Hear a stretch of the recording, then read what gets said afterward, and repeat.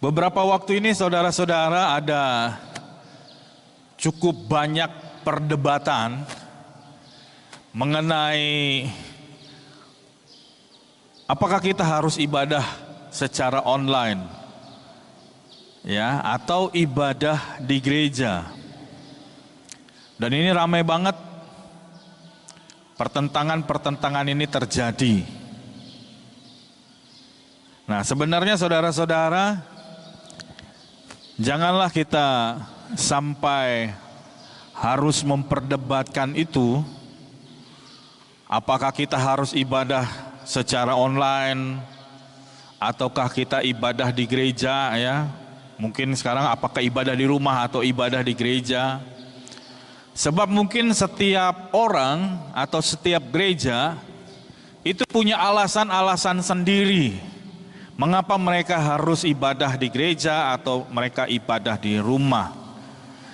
Pasti ada alasan-alasan tertentu yang akhirnya membuat mereka harus melakukan seperti itu.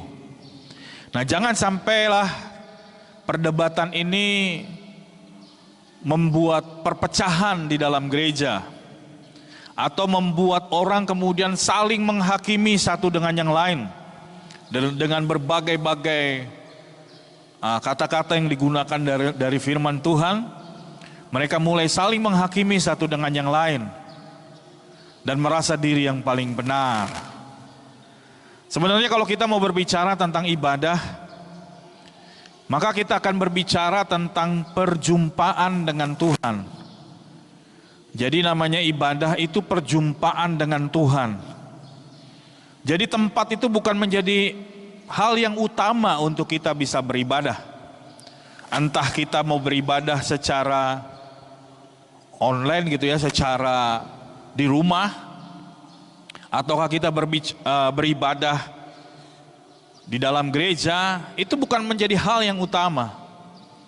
Nah, yang menjadi permasalahan di situ adalah apakah kita mengalami perjumpaan dengan Tuhan.